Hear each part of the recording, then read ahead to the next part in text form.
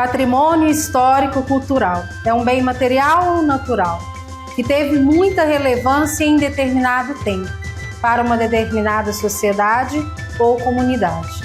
O conceito começou a ser disseminado a partir do século XIX e pôde ser aplicado a prédios, ruínas, igrejas, imagens sacras, instrumentos e objetos, e até mesmo cidades inteiras, o que não é o caso da nossa.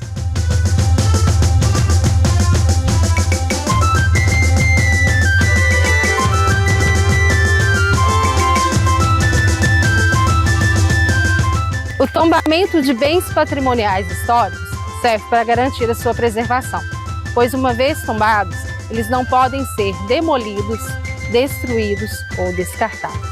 E a nossa história é sobre isso. É sobre cultura, povos, crenças. O patrimônio histórico, ele contém histórias, culturas, ele vem de construções naturais ou materiais. Sejam elas quais forem, elas trazem consigo cultura, uma cultura local, tradição, histórias, e isso faz com que ela seja preservada e constituída, denominando patrimônio histórico local. E a minha história começou aqui. No fundo de casa, um banquinho e uma mesa. Meu pai, ele me ensinou aos 10 anos de idade, praticamente entre os 9 e os 10, a pintar. E ele comprou 3 mini anjos. Eles eram anjos de imagens sacras, assim, igual tá aqui, em gesso. Só que era cru. Naquela época não se usava ainda impermeabilizar a peça hoje com as novas técnicas que a gente realiza. E ele falou: Michele, vem, vamos tentar pintar. E o anjo mais bonito, por incrível que pareça, foi o meu. Eu fiz o cabelinho, fiz os olhos. Meu pai, usava decalque. Ele colava os olhos. Eu não. Eu já comecei vendo o desenho e fazia. Feição de rosto, boca. E assim, aos 9 anos, iniciou a minha trajetória com a arte, com a restauração, com conhecimento de técnicas de pintura. Minha tia Lenice vinha esporadicamente. Quando ela vinha de Brasília, ela é artista plástica formada também. E a gente fazia trabalhos juntos. Nós temos trabalhos na Igreja Santo Antônio, temos na Igreja da Capela de Nossa Senhora do Rosário. São as principais igrejas que meu pai atuou. Historicamente falando, é uma profissão que se exerce de muito estudo, de muita observação, de muita cautela. Você tem que estar preparado para as complexidades que pode vir a acontecer outrora aí do caminho que você estiver fazendo esse trabalho. Em lá se deu casar, montar família, eu fui embora para Cordesburgo e lá eu não trabalhei. Ali eu encerrei e foquei mais na área de administração. Tanto é que ao longo da minha trajetória aí de casamento, eu formei em tecnóloga em administração. Hoje eu estou fazendo a graduação mesmo de administração. E foi por esse encantamento. Aí trabalhei no hospital, trabalhei no escritório, trabalhei no supermercado. E aí a gente vai buscando outros caminhos. Mas o que me fez voltar? Foi a questão da necessidade mesmo. Já tinha 2 filhos, né? Eu sou uma pessoa que eu sempre trabalhei, então eu não gostava disso. E aí eu voltei de novo. Pirelli, minha irmã, tinha uma maleta que ela me deu de presente, que é aquela de metal que está ali atrás, que ainda tem tintas de vidrinhos ainda dessa história. Ela me entregou e falou: Michele, fica com ela. E aí eu comecei de novo a querer por necessidade financeira. Saí pelo fato de casar, mas voltei de novo pela necessidade. E aí eu me redescobri, porque foi aonde que eu formei, foi aonde que eu fiz grandes restaurações, foi aonde que eu pude realmente ter noção de que era o dom mesmo que Deus tinha me dado.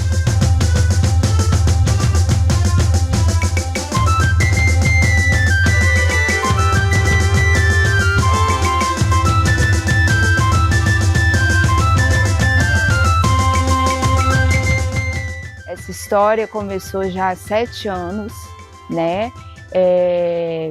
Onde realmente eu abrir mão de tudo aquilo que eu conheci para renovar isso na minha vida, que foi a marcenaria. E dali eu comecei a projetar, né, a minha empresa, meus clientes, e foi uma galgada de 7 anos até onde eu estou hoje, que já tenho mercado, já tenho uma produção, já vivo disso 100%, né? Mas foi uma caminhada muito longa, muito longa. A figura paterna na questão da arte da minha vida foi, acho que foi 100%, porque eu sempre, desde pequena, estava perto dele, né? Então, ou eu segurava o martelo, ou eu batia o prego, ou eu esticava um arame, porque a gente viveu, meu pai era uma pessoa que gostava muito de natureza, animal, planta, então eu sempre estava perto vivendo esses momentos, né? A Michelle é minha irmã, que eu amo muito e me ensina muito, e família para mim é muito importante, né? Me ajuda muito. Foi o primeiro contato que a gente teve com a arte, foi através da tinta, porque a nossa tia de Brasília fez vários cursos de arte sacra. E meu pai, por já estar aposentado, essa questão toda, passou essa técnica para o meu pai. Então, como a gente era pequenininha, meu pai comprava imagens sacras de gesso e punha a gente para pintar, para a gente desenvolver técnicas, né, da arte. E a tinta foi a primeira coisa que a gente teve acesso, foi tinta e pincel. Então, isso aqui foi o caminho de tudo.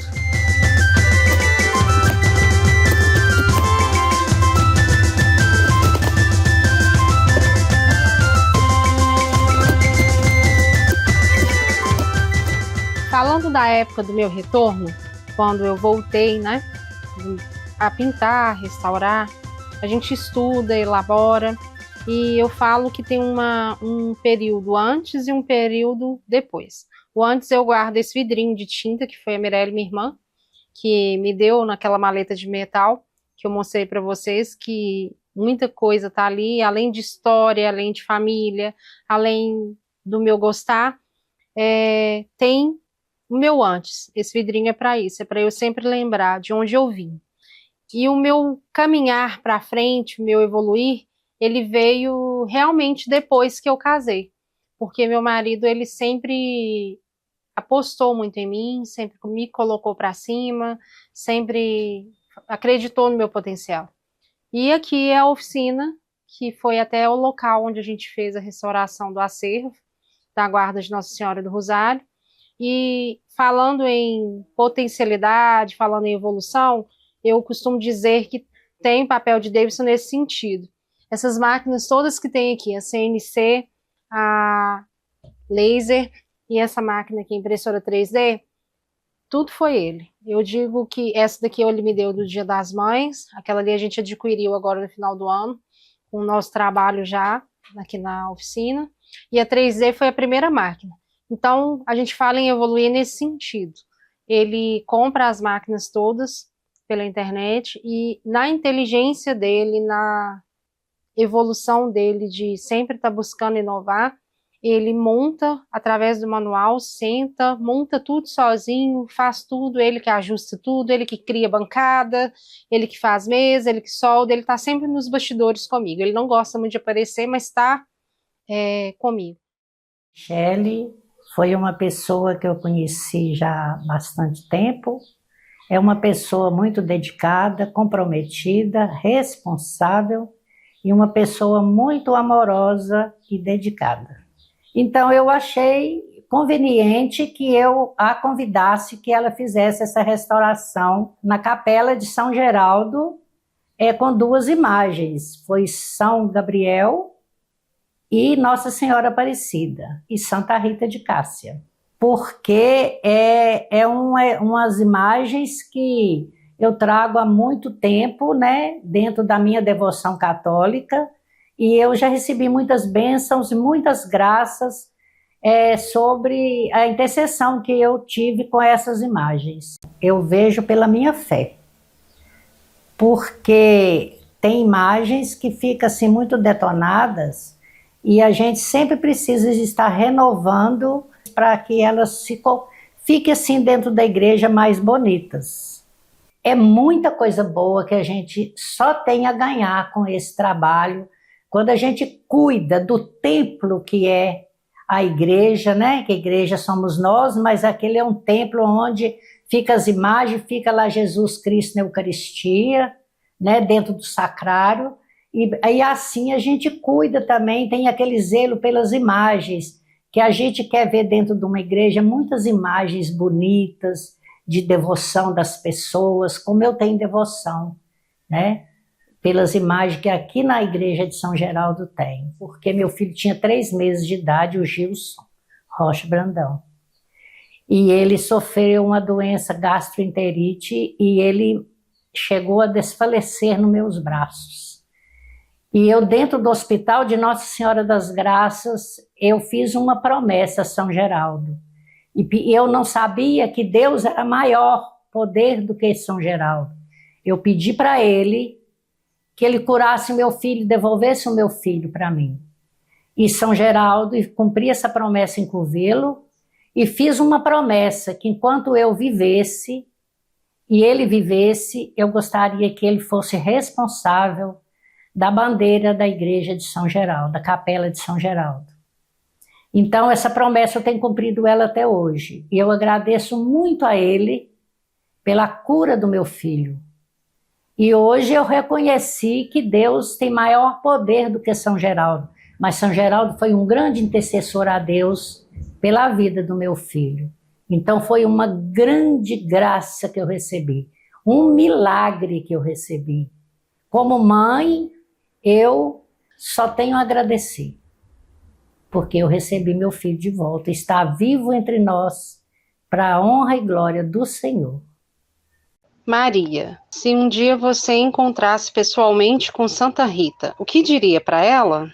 Aí eu diria para ela que eu amo muito e que eu tenho muita afinidade com a imagem de Santa Rita. Por quê?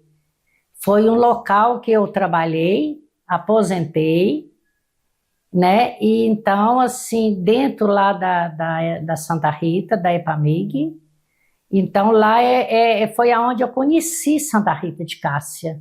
E eu tenho muita devoção com ela e assim, sinto muito a presença dela na minha vida e ela tem me ajudado muito. Então, por isso, eu tenho essa devoção para ela. E queria muito que hoje, se eu pudesse encontrar face a face com ela, eu fico emocionada em falar, porque eu gostaria muito de abraçá-la, de beijá-la e de dizer muito obrigado.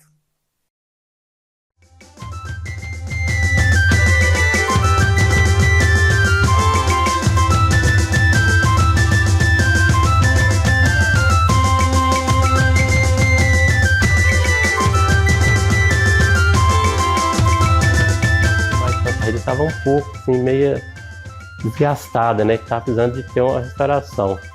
Aí onde que eles indicaram a Michele para fazer essa restauração, onde que ela fez essa restauração e mudou muito a imagem lá de Santa Rita e ficou muito boa. E através dela tive esse contato para fazer, juntamente com a comissão lá, para fazer essa restauração, onde que, graças a Deus, todo mundo gostou da restauração que foi feita lá. Então, todo mundo gostou e foi muito bom ter conhecido ela, o trabalho dela para fazer mais para as outras imagens, né? Então, convidei ela para fazer a restauração aqui de São Judas, né? Ela veio, olhou, falou assim, eu perguntei se tem condições de fazer, mudar. Tinha umas coisas, agora ele estava acho que com a cabeça, né? Com a cabeça e a mão quebrado. Aí então, você tem condições de fazer uma restauração nela aí para ficar bonito mesmo? Aí eu falei, não, tem. Ela enrolou de um pouco, demorou uns 3 meses para fazer, mas porque foi um trabalho muito bem feito, muito muito detalhado, tinha cada detalhe, né? Mas depois que ficou pronto, todo mundo gostou e todos nós também gostamos também. Graças a Deus, mudou muito a imagem do anterior por que ela fez. A gente tem que preservar uma coisa dessa é bom demais, porque se a gente for deixando, né, por exemplo, se a imagem voltar voltar como era antes, vou começar dando as danificações na imagem, e a gente for deixando de lado, aí a senhora vai perdendo a noção até da gente mesmo, da própria fé da gente mesmo. Então sempre eu vou precisar fazer alguma modificação, sempre vou procurar a Michele para fazer a restauração. A fé para mim é uma coisa mas muito importante mesmo. É uma coisa assim que talvez as coisas nem tem palavra assim para falar o que é a fé a fé, principalmente de São Judas para mim. É uma coisa tão grande assim que eu acho que eu não consigo assim igual. Talvez a gente nem sabe, né? Mas eu acho que eu não consigo mais viver assim sem ter a participação com São Judas. Qualquer movimento que tiver aqui com São Judas, eu quero estar sempre presente, porque eu tenho uma devoção muito grande, e já alcancei bastante graça através de São Judas.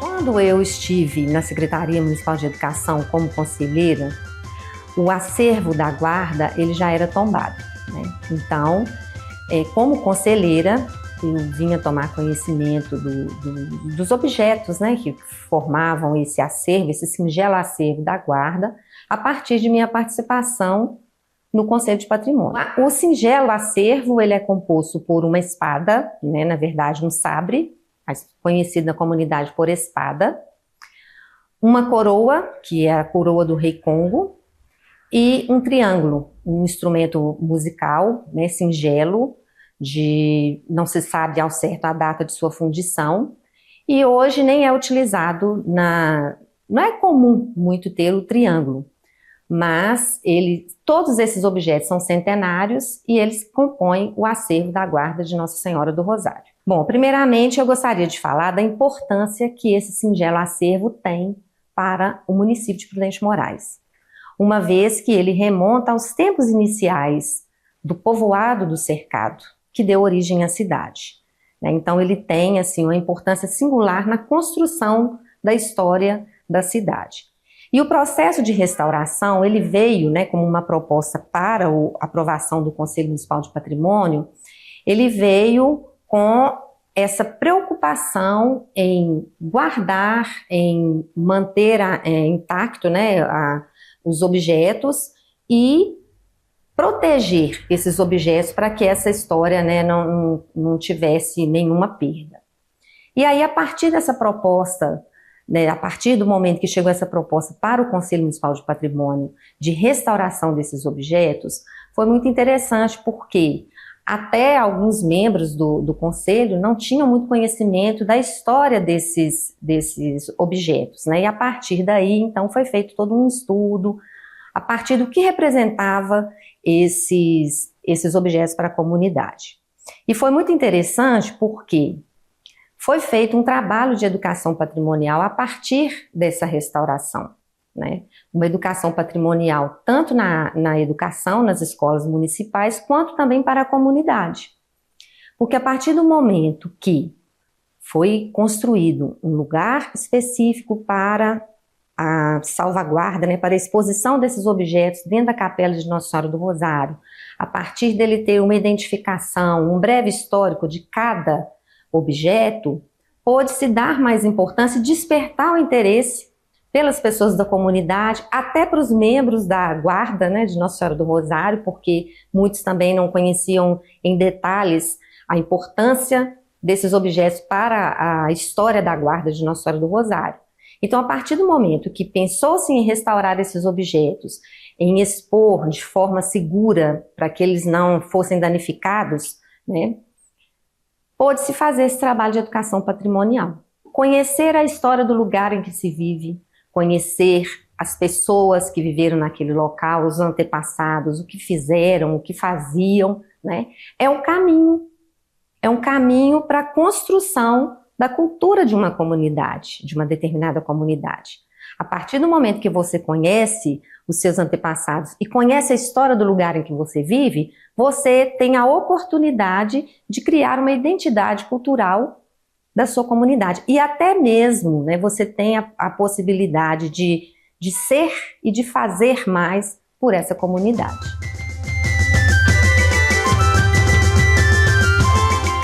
A espada, denominada sabre, ela é da época de Dom Pedro II. Ela vem em prata, tá? É uma peça rara, mas ela foi dada para a guarda de Nossa Senhora do Rosário e ela era usada como instrumento para compor a festa do capitão. No caso, a espada, quando eu a peguei para restauração, ela estava muito deteriorada. Ferrugens, o cabo estava deteriorado, a pega já não tinha mais, estava cheia de caruncho. E impresso nela, gravado ao longo da espada, nós temos o brasão do Império, que é da época de 1852 a 1899, e era a coroa e os florões, né, que no caso, folha de louro, mas sendo clara, impressos nela. Então, era um artigo que foi o artigo que mais precisou de mim, atenção, porque não poderia se perder essa iconografia da espada. Ela sofreu processos muito delongados de restauração. Fui até Belo Horizonte, procurei 2 especialistas que me ajudaram. A coroa é o segundo item. Ela é a coroa do rei Momo. Essa coroa ela é de ferro, ela tinha 3 camadas de tinta, uma laranja, uma dourada, uma esverdeada, e eu tive que fazer nela processos de imersão em banho químico para remoção dessas tintas com água ras, com thinner, entre muitos outros pigmentos, para eu conseguir fazer com que essa tinta ela descamasse sem eu dar atrito de raspação na peça. Ela é uma peça pesada, nós tivemos que fazer a soldagem de 2 hastes que estavam soltas. Ela não tem o pingo de cima, que é a parte de cima dela, não tem. Então, eu consegui fazer uma pesquisa prévia com todos da guarda, com o Rony, com Dona Lourdes, que eu procurei na época, para poder falar qual era a cor da coroa. E aí eu fui buscar isso, e aí trouxe um banho de imersão nela. Ela foi um banho, lógico, a gente usou uma tinta metálica para poder trazer esse tom de ouro para ela, que é o ouro velho, que remete, né, à realeza, para poder manter essa iconografia. Depois do processo todo de restauração, ela foi a segunda peça que mais me deu trabalho. E o instrumento musical, o triângulo, que ele também é característico, né? Ele tem um batedor de ferro, todo adornado, em peça de ferro mesmo. Ele foi o que menos me deu trabalho. Ele foi só a limpeza e depois a gente impermeabilizou essa peça para que ela tirasse ali, né, as crostas de ferrugem. A gente limpou ela com palha de aço, uma escova de metal também. Aí eu fiz o processo eletrolítico, o mesmo da espada, porém que são processos diferentes. E aí a gente impermeabilizou ele. Todos os materiais usados foram pesquisa prévia, a gente fez catalogação de dados com foto antes, durante, depois. Fizemos uma pesquisa no acervo da prefeitura, um documento para quem quiser consultar sobre a história, entendeu? E são peças lindas.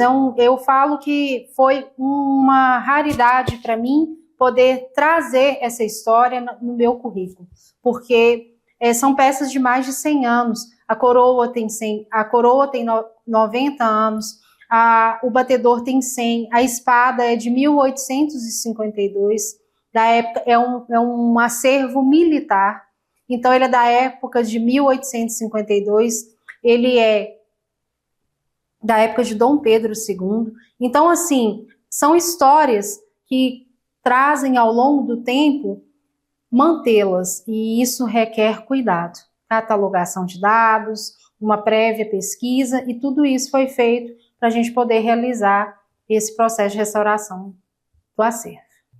Mauro é quem fez de madeira a pega da espada, Então, assim, essa foi a parte mais difícil. As técnicas, em primeiro lugar, a gente procurou olhar a questão de uma madeira nobre para que fosse feita a restauração de uma peça, já que é uma peça antiga, uma peça que é de um acervo até importante para a gente aqui, culturalmente, né, aqui na cidade. Então, inicialmente foi feito a procura de uma madeira nobre para que pudesse ser feito essa restauração. Nós utilizamos uma madeira de bálsamo, que é uma madeira nobre, uma madeira que a gente sabe que condiz com o que é a espada. Então, e a técnica para fazer aquele cabo foi toda manual, com ferramentas manuais, né, que nós utilizamos então para poder fazer aquele cabo e realizar a restauração. E o que significou para você esse trabalho? Significou para mim fazer parte dessa história.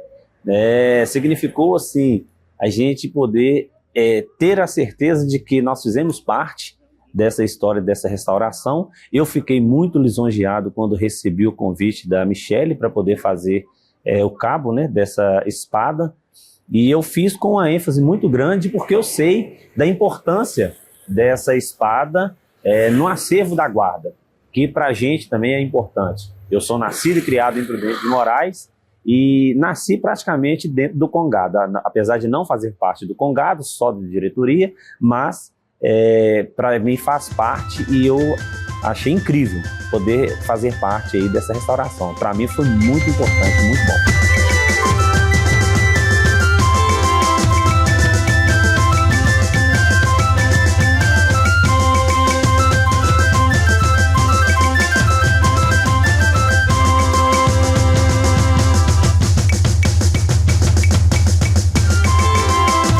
Patrimônio histórico-cultural é um bem material ou natural que teve muita relevância em determinado tempo para uma determinada sociedade ou comunidade.